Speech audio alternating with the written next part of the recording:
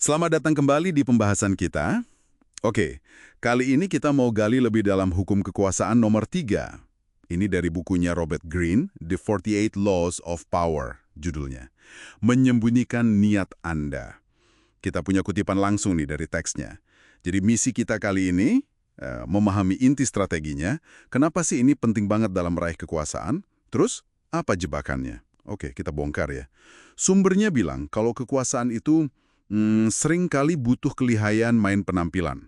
Katanya perlu belajar pakai banyak topeng, terus punya semacam tas penuh trik tipuan.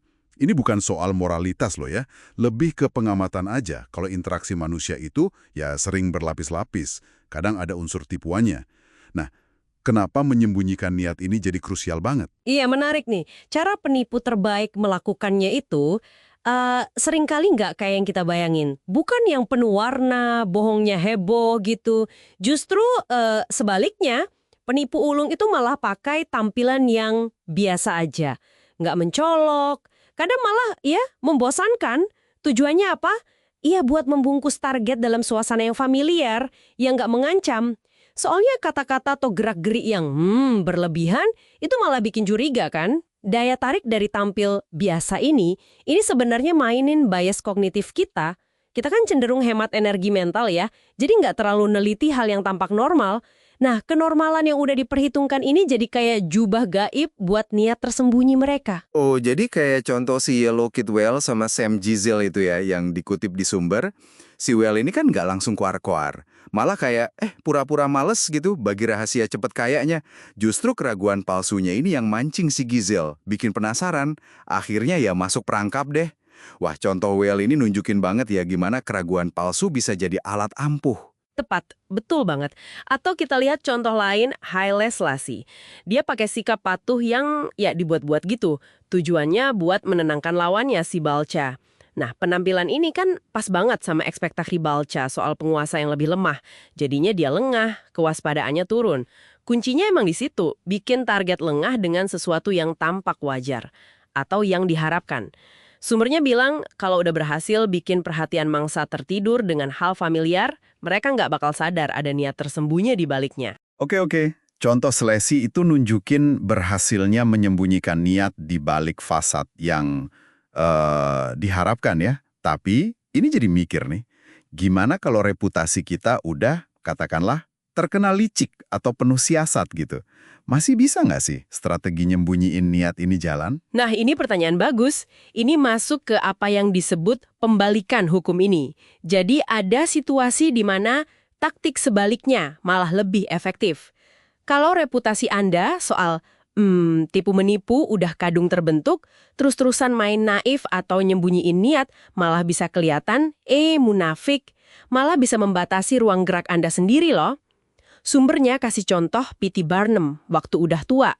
Dia malah kadang milih ngaku terus terang.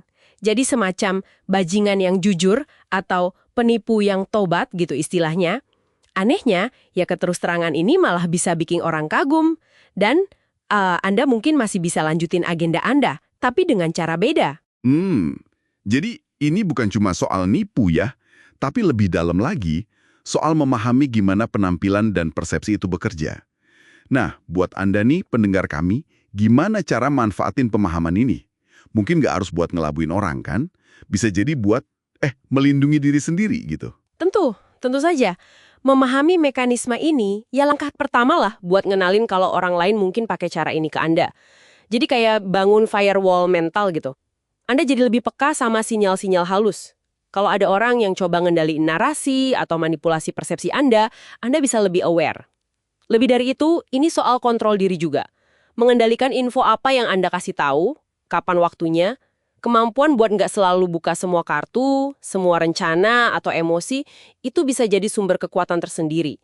Apapun niat Anda, karena ini soal pegang kendali atas narasi diri sendiri. Oke, jadi apa nih poin pentingnya buat Anda?